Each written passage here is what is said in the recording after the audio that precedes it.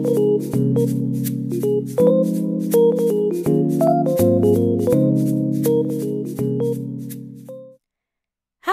und herzlich willkommen zu Hallo Amal. Heute lernen wir sich vorstellen. السلام عليكم ومرحبا بكم في فيديو جديد. اليوم غنتعلموا كيفاش نعرفوا على راسنا باللغة الألمانية.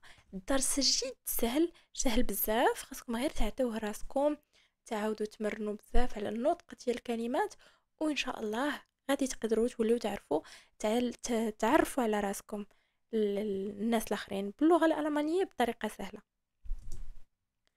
دابا غادي نبداو بكيفاش نقولوا شنو سميتك. Wie heißt du?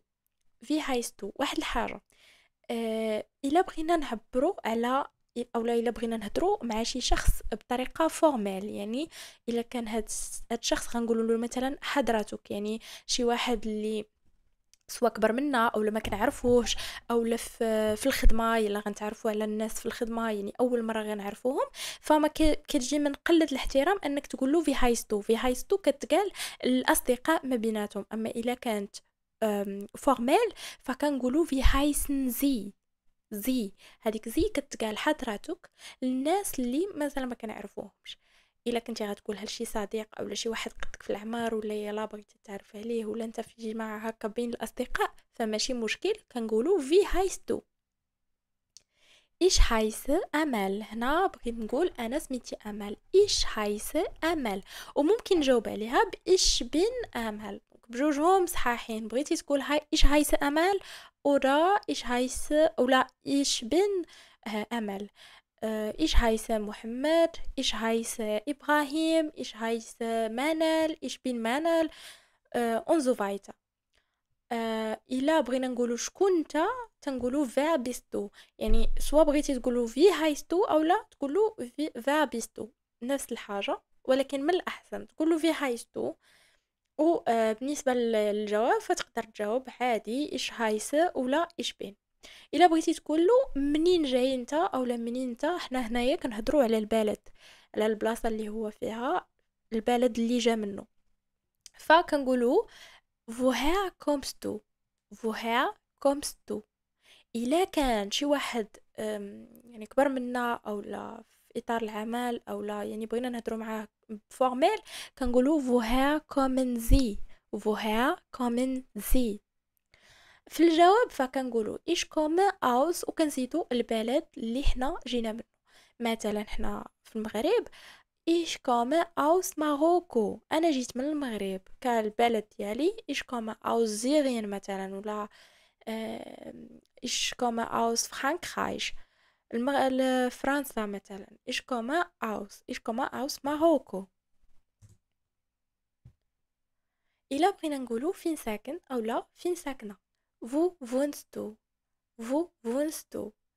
إلا كان غنقولوها بطريقة اللي فورمال فكنقولوا vous wohnen Sie. vous wohnen Sie. وإلا بغينا نجاوب عليها فكنقولوا ich wohne in. ich wohne in وكنزيدوا المدينة.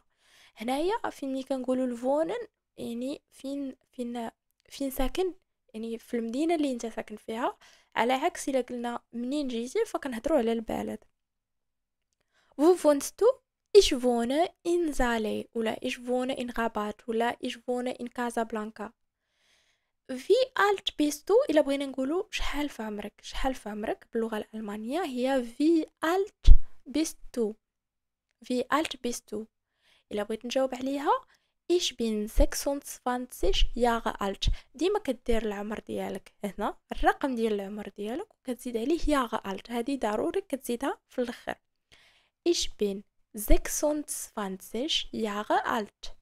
Ich bin 26 Jahre alt. هلا درت لكم واحد الكوهات في الديالوج اللي غادي يجيكم ساهل. حاولوا انكم تعاودوا من مورايا الديالوج باش هكا كيجيكم ساهل تبداو تعلموا البرونونسياسيون، وتعرفوا كيفاش تعرفوا على راسكم. راه فريمون هاد الدرس راه ساهل بزاف. غنقرا عليكم ديالوج جوج ديال المرات وحاولوا نتوما تعاودوا من مورايا. Hallo, wie heißt du? Ich heiße Amel und du? Ich heiße Sarah. Woher kommst du? Ich komme aus Marokko. Wie alt bist du, Amel? Ich bin 26 Jahre alt und du? Ich bin 31 Jahre alt. نعاود المرة الثانية. Hallo, wie heißt du? Ich heiße Amel und du? Ich heiße Sarah. Woher kommst du? Ich komme aus Marokko. Wie alt bist du, Amel? Ich bin 26 Jahre alt. Und du? Ich bin 31 Jahre alt. هنا درت لكم واحد تمرين بسيط اللي ما كرهتش ديروه كاملين، يعني تكتب لي في التعليقات السميه ديالك، الالتها ديالك يعني العمر ديالك ومنين جيتي. Sag deinen Namen, sag dein Alter und sag woher du kommst. يعني قول السميه ديالك، كتب لي في السميه ديالك في التعليقات العمر ديالك ومنين جاي.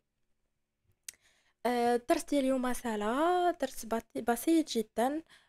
نتمنى يكون عجبكم ونتلاقاو ان شاء الله في الدرس الجاي. Das war die Lektion 4. Vielen Dank fürs Zuschauen und bis zum nächsten Mal. Tschüss.